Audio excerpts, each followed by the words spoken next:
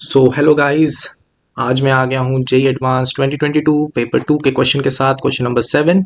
And इस question को मैं एक स्टार मार्क कर दूं पहले तो, कि एक बहुत ही अच्छा सवाल है ये। तो इस क्वेश्चन को आप देख सकते हो कि consider the hyperbola x square divided by 100 minus y square divided by 64 equal to 1.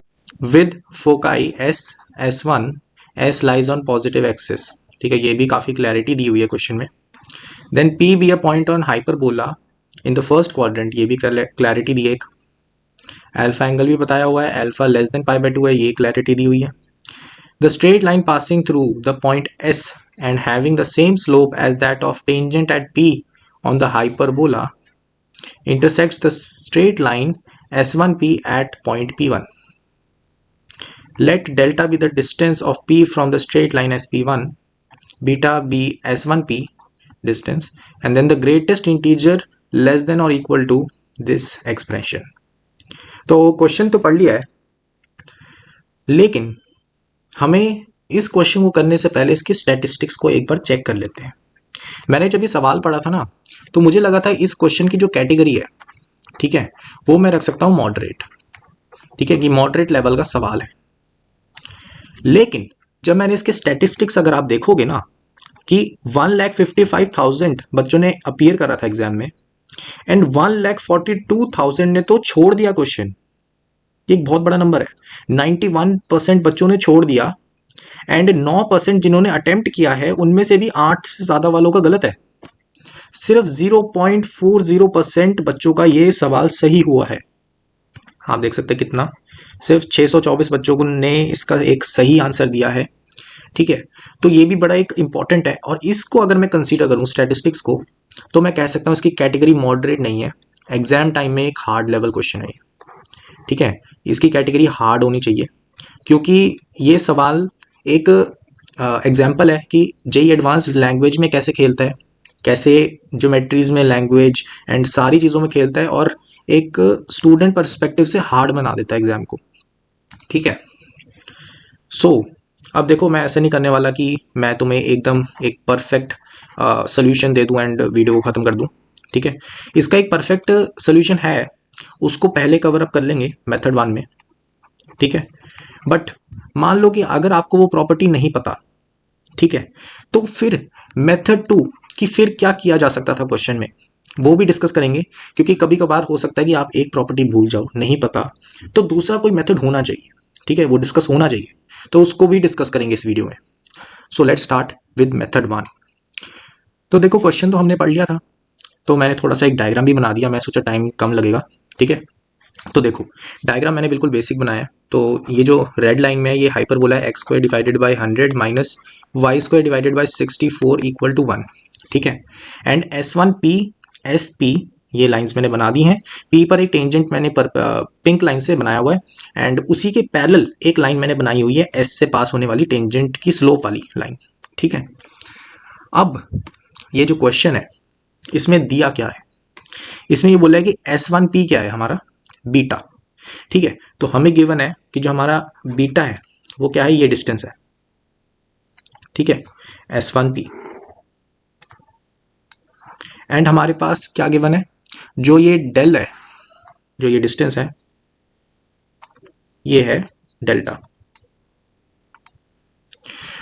And हमें गिवन है कि जो ये एंगल है ब्लू लाइंस का, वो अल्फा है।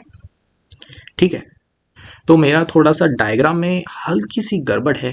ठीक है, क्योंकि मैंने एकदम परफेक्ट हाइपरबोला नहीं बनाया, इसलिए थोड़ा सा गड़बड़ हो गया इसमें। तो जो ये लाइन है, इसको थोड़ा सा टिल्ट करना पड़ेगा। ठीक है, आप थोड़ा सा समझ लेना, थोड़ा सी गड़बड़ है। ठीक है, तो बात कुछ ऐसी है कि ये आपको एक प्रॉपर्टी पता होनी चाहिए, प्रॉपर्टी नंबर 1। इस प्रॉपर्टी के बिना तो इस क्वेश्चन में बहुत दिक्कत होगी।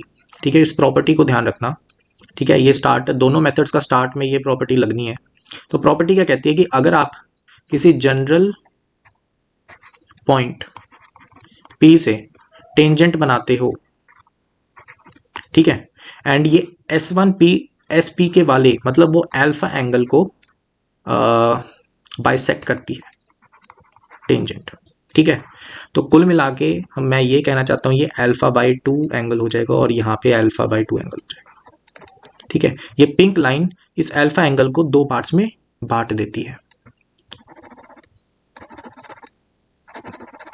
ठीक है, तो मतलब अब एक और प्रॉपर्टी लगनी है इसमें। ठीक है, बट मैं एक चीज़ कर देता हूँ कि ये जो पिंक लाइन है ना, इसको भी थोड़ा रोटेट कर देता हूँ ताकि आपको थोड़ा सा एक एनालाइजेशन हो जाए क्या कहना चाहता हूँ मैं। तो मैं कुल मिला के ये कहना चाहता हूँ कि अगर मान लो आप यहाँ पे डेल्टा कहा आपने इस डिस्टेंस को, तो उसी डेल्टा डिस्टेंस को मैं यहाँ से भी नाप सकता हूँ। ठीक है, तो ये भी डेल्टा ही है, ये डिस्टेंस। ठीक है, एंड बात कुछ ऐसी है कि अगर S1, अगर मैं इस पिंक लाइन को एक्सटेंड करूँ, ठीक है, तो ये एंगल सॉरी ये डिस्टेंस क्या हो जाएगा S1 का इस नॉर्मल वाली टेंजेंट से डिस्टेंस। तो आपको पता है कि ये एंगल α/2 है। ठीक है, तो आप क्या करेंगे, बीटा का साइन ले लेंगे, तो ये क्या आ जाएगा, बीटा साइन ऑफ α/2। ठीक है, ये डिस्टेंस। ठीक है, तो एक प्रॉपर्टी है, मैं यहाँ पे एक पॉइंट का नाम दे देता हूँ, ये मान लो R1 है एंड ये पॉइंट क्या है, R2 है। ठीक है, सॉरी ये पॉइंट R2 है, ये पॉइंट जो ये डेल डिस्टेंस है ये R2 है।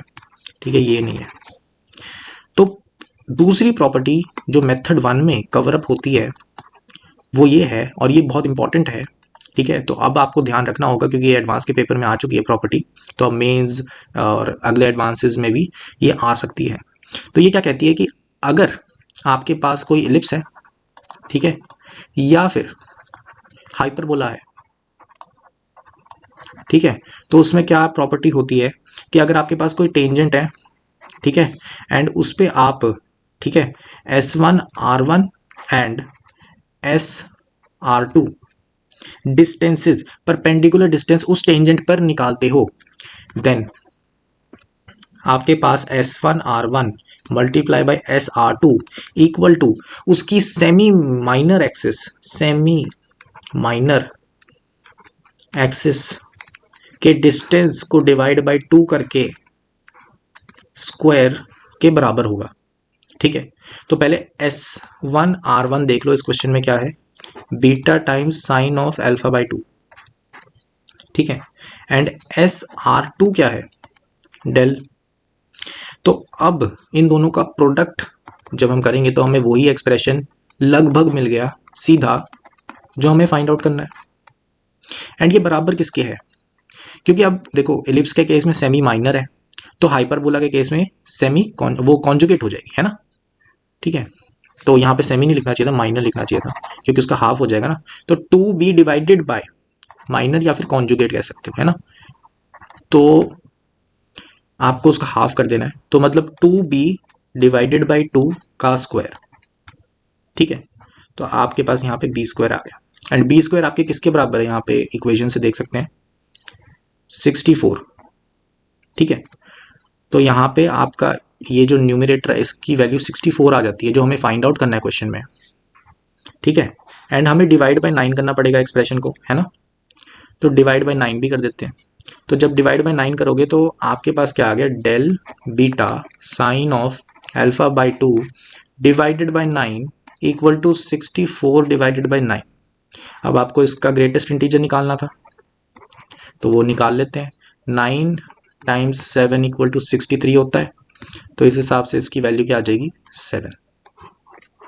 तो इस क्वेश्चन का आंसर हमारा 7 निकल के आ जाता है, और ये मैंने आपको एक्सप्लेन करा है प्रॉपर्टी वाइज, तो थोड़ा सा टाइम लगा, लेकिन जब आपने एक बार क्लियर डायग्राम बना दिया एंड ये प्रॉपर्टीज आपको पता है दोनों, तो आप इस क्वेश्चन को फ्लॉलेसली जल्दी कर लोगे। ठीक है, इसलिए मैंने इसको मॉडरेट लेवल पे रखा था क्योंकि इसमें डायग्राम फिर भी बनाना थोड़ा मतलब स्किल चाहिए डायग्राम बनाने में भी, एंड इसमें P1 पॉइंट का कोई रोल नहीं आया, ये पॉइंट नोट करने वाला है। P1 point is just for distraction, उसका कोई रोल नहीं है। ठीक है, अब देखो ये तो हो गया मेथड 1। ठीक है, ये मेथड 1 था। ठीक है, तो मेथड 1 में हमें property number 1 and property number 2 use करनी पड़ी इन ऑर्डर टू सॉल्व। ठीक है, तो अगर प्रॉपर्टी 2 आप लोगों को नहीं पता था, ठीक है, तो अब तो पता चल गया है। ठीक है, लेकिन मान लो अगर पेपर के वक्त भूल जाओ तो इस क्वेश्चन को सॉल्व करने का दूसरा मेथड क्या हो सकता है, उसको पता लगाते हैं। ठीक है, तो मेथड 2 पर आते हैं। तो मेथड 2 क्या कहता है? सबसे पहले तो देखो यार, मेरे को एक कंडीशन तो लग रही है, क्योंकि यहाँ पे फोकसिस की बात हो रही है, तो एक बात कर लेते हैं कि जो यहाँ पे S1P है माइनस SP है, वो 2 टाइम्स A होगा। A हमारा क्या है, यहाँ पे 10 है ना? तो A हमारा 10 है, A की वैल्यू हमारी यहाँ पे 10 है, तो ये 20 निकल के आता है। ठीक है, अब SP, ठीक है, हम S1P देखो, S1P आपका बीटा है, ठीक है, S1P आपका बीटा है, माइनस SP क्या है, SP अगर आप देखोगे SP, ठीक है, आपको यहाँ पे डेल्टा पता है, ठीक है, यहाँ पे डेल्टा है, तो डेल्टा का आपको यहाँ पे अल्फा बाई 2 से कोई रिलेशन निकाल सकते हो SP निकालने के लिए, है ना? तो SP की वैल्यू क्या आ जाएगी, SP, अच्छा SP हाइपोटेन्यूस है ना, यहाँ पे ये परपेंडिकुलर है, तो SP हाइपोटेन्यूस है। ठीक है, तो SP का साइन ऑफ अल्फा बाई 2, तो अगर मैं राइट हैंड साइड में लिखूँ रफ में, SP का sine of alpha by 2 equal to del है, तो SP की वैल्यू क्या निकल गई, del divided by sine of alpha by 2 equal to 20। तो मेरे पास एक इक्वेशन आ गई है यार, ये थोड़ा सा हेल्पफुल रहेगा। ठीक है, तो let's try to think something else. तो मैं चाहूँगा कि आप दूसरे मेथड के लिए ना एक ट्राइंगल पे फोकस करो, ये जो मैं हाईलाइट कर रहा हूँ, ठीक है, ये 3 साइड्स हैं उस ट्राइंगल की, ठीक है, तो उस पर फोकस करना बहुत ज़रूरी है। तो ये वाला जो ट्राइंगल है बड़ा वाला, इस पर फोकस करो। अगर इस पर फोकस करोगे तो आपको पता है कि इसमें SP इन्वॉल्व है, ठीक है, SP यहाँ पे इन्वॉल्व है, तो यहाँ पे मैं इसको डार्क ग्रीन कर लेते हैं, चलो। ठीक है, तो क्या बात हो रही है यहाँ पे, एक तो बीटा इन्वॉल्व हो गया इस ट्राइंगल में, ठीक है, SP इन्वॉल्व हो गया, ठीक है, तो इस डिस्टेंस के बारे में भी हम कुछ जानते हैं। ठीक है, देन S1S, ठीक है, इस डिस्टेंस के बारे में हम क्या जानते हैं, हमें ये जानना बहुत ज़रूरी है। ठीक है, S1S वाला डिस्टेंस जो है वो हम कैसे निकाल सकते हैं? ठीक है, पहले तो हम इलेक्ट्रिसिटी क्या होती है हाइपरबोला की, A square plus B square divided by A। ठीक है, तो A यहाँ पे हमारा क्या है, 100 प्लस 64, तो 164 का square root divided by A हमारा 10 है, तो 164 में 4 कॉमन निकलेगा तो 2, तो 5 से डिवाइड हो जाएगा 5, और यहाँ पे 41, तो रूट ऑफ 41, ये हमारी एसेंट्रिसिटी है इसकी। एंड आपको पता है कि अगर S की मैं कोऑर्डिनेट्स निकालूं तो वो A टाइम्स E कॉमा 0 निकलेगा।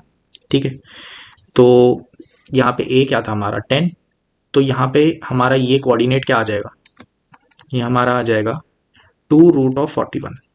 ठीक है, तो इसके भी कोऑर्डिनेट्स S1 के भी कुछ सिमिलर हैं, तो वो माइनस में 2 रूट 41 कॉमा 0 हो जाएगा। तो अगर पूरा S1 डिस्टेंस देखोगे, ठीक है, तो अगर मैं S1 डिस्टेंस को देखूं तो वो 4 रूट ऑफ 41 निकल के आता है। तो ये एक लौता ट्राइंगल है जिसका मुझे अल्फा एंगल का रिलेशन भी चाहिए। ठीक है, मेरे पास SP डेल और अल्फा में एक रिलेशन देंगे, और बीटा भी इन्वॉल्व है, और तीसरी साइड भी पता है। तो इससे साफ पता चल रहा है कि कोसाइन फॉर्मूला यूज हो सकता है। ठीक है, तो इसमें इंपॉर्टेंट चीज ये हो जाती है कि cosine formula should be used. तो फिर उसको लगा देते हैं भाई, cos of alpha equal to मेरे क्या आ जाएगा, बीटा स्क्वायर प्लस मेरे पास जो SP आया था, ठीक है, SP क्या आया था, del divided by sine of alpha by 2, उसका स्क्वायर, है ना, माइनस में क्या आ जाएगा, जो ऑपोजिट साइड है। ठीक है, तो 4 रूट ऑफ 41 का स्क्वायर डिवाइड में मेरे पास क्या आएगा, 2 टाइम्स जो प्लस में है beta multiply by del divided by sine of alpha by 2। ठीक है, तो ये मेरे पास दूसरी इक्वेशन होगी। अब तुम लोग बोलोगे यार काफ़ी कैलकुलेशन हो गई, नहीं नहीं कर देंगे भाई, सॉल्व कर देंगे। आप बस इक्वेशन 1 पे थोड़ा सा फोकस रखना। इक्वेशन 1 में क्या करते हैं ना, हम एक चीज़ करते हैं, इसका स्क्वायर कर देते हैं, तो beta square plus delta square divided by sine of alpha by 2 का स्क्वायर, तो आप देख रहे हो चीज़ बन रही है। मेरे पास क्या आएगा, माइनस में 2 beta into delta divided by sine of alpha by 2 equal to 400। ठीक है, तो आप देख सकते हैं कि ये वाली जो पहली दो टर्म्स हैं, ठीक है, ये वाली मेरे पास यहाँ पे बन गई हैं। ठीक है, तो ये बहुत ज़रूरी है, पहली दो टर्म्स मेरे पास बन गई है, मैं उनको हटा सकता हूँ इस नीचे वाली इक्वेशन 2 में। तो मैं पुट करता हूँ। ठीक है, तो इक्वेशन 1 में ये जो मैंने स्क्वायर ब्रैकेट में दो टर्म्स लिखी हैं, इनको मैं इक्वेशन 2 में डाल देता हूँ। तो इक्वेशन 2 मेरे पास बन जाएगी cos of alpha equal to 400 plus 2 times beta del divided by sine of alpha by 2। हमारे पास यहाँ पे माइनस में रूट ऑफ 41 समथिंग ये था, तो यहाँ पे 41 टाइम्स 16 हो जाएगा। ठीक है, डिवाइड में हमारे पास यही है 2 times beta del divided by sine of alpha by 2। ठीक है, तो एक तो मेरे पास यहाँ पे ये बन जाएगा कि 1 प्लस भी नहीं, माइनस होएगा। ठीक है, क्योंकि ये वाला तो कट गया बीच वाली टर्म। ठीक है, ये तो 1 दे देगी, जो दूसरी वाली टर्म बचेगी वो नेगेटिव होगी। ठीक है, तो 41 16 ये करके देख लेते हैं हम। ठीक है, तो 41 टाइम्स 16 तो ये 6 24 14 656। ठीक है, तो 656 में से 400 हटाऊंगा तो 256 नेगेटिव में divided by 2 beta del divided by sine of alpha by 2। ठीक है, एंड यहाँ पे क्या आ जाएगा, कॉस ऑफ एल्फा। तो अब मैं ऐसा करता हूँ, ये जो मैंने अभी ब्रैकेट बना दिया स्क्वायर, इस वाली चीज़ को लेफ्ट हैंड साइड लेके जाता हूँ, कॉस ऑफ एल्फा को राइट हैंड साइड लेकर आता हूँ। तो मुझे क्या मिलेगा, एक तो ये 128 हो जाएगा। ठीक है, डिवाइडेड बाय यहाँ पे साइन ऑफ एल्फा बाई 2 आ गया न्यूमरेटर में। ठीक है, एंड डिवाइड में मेरे पास बीटा टाइम्स डेल्टा है, एंड यहाँ पे मेरे पास है 1 माइनस कॉस ऑफ एल्फा। अब यहाँ पे मैं एक आइडेंटिटी यूज़ करूँगा, क्या होती है वो, 2 साइन स्क्वायर एल्फा बाई 2 हो गई यूज़। अब यहाँ पे मेरे को पता है कि भाई एक तो कट जाएगा यहाँ पे इस फैक्टर से। ठीक है, बीटा टाइम्स डेल्टा को मैं अगर राइट हैंड साइड लेके जाऊँ तो 128 equal to 2 times sine of alpha by 2 times beta times delta. तो मेरे पास फिर से एक्सप्रेशन मिल ही गया यार, वही वाला जो ऊपर हमने बहुत आसानी से निकाला था, लेकिन इस बार थोड़ा सा हल्का सा मेहनत करके हमने इस एक्सप्रेशन को फिर से निकाल दिया। तो अब बस डिवाइड बाय 9 करना है दोनों side, and greatest integer function लेना है, तो इसका आंसर 7 निकल जाएगा। ठीक है, तो कुल मिला के ये क्वेश्चन ना हार्ड कैटेगरी का ही कहूँगा मैं। ठीक है, चाहे मैंने इसके दो मेथड बता दिए, काफ़ी कुछ डिस्कस हो गया इस क्वेश्चन के थ्रू, लेकिन ये क्वेश्चन सच में हार्ड कैटेगरी का ही है। ठीक है, वैसे अगर आप नॉर्मली सॉल्व कर रहे हो घर में बैठे, ठीक है, इंस्टीट्यूट में बैठे रिलैक्स, तो आपको लगेगा कि ये आसान है, लेकिन एग्ज़ाम के वक्त ये क्वेश्चन ऐसी सेंस दे रहा है, ठीक है, कि ये एक बहुत ही जनरल टाइप का क्वेश्चन है। ठीक है, इसमें पी पॉइंट वगैरह लेट करने होंगे और सॉल्व करना होगा, तो मतलब ये काफ़ी एक बल्कियर क्वेश्चन होगा, ये माइंड में आ जाता है। ठीक है, तो एक हार्ड लेवल का क्वेश्चन था ये, एंड इसीलिए इसके स्टैटिस्टिक्स भी काफ़ी एक एक्सट्रीम स्टैटिस्टिक्स हैं। तो या हमने काफ़ी अच्छे से डिस्कस कर लिया इस क्वेश्चन को। तो आई होप आपको कुछ नया सीखने को मिला होगा, काफ़ी प्रॉपर्टीज़ भी डिस्कस हो गई हैं यहाँ पे। तो ये प्रॉपर्टीज़ काफ़ी यूज़फुल हो सकती हैं, जो अभी मेंस दे रहे हैं या फिर आने वाला एडवांस देने वाले हैं, तो उनके लिए बहुत बेनिफिशियल हो सकता है, क्योंकि एक बार एडवांस में कोई चीज़ पूछ ली तो वो रिपीट होने के चांसेस मेंस में काफ़ी होते हैं। ठीक है, सो गुड लक।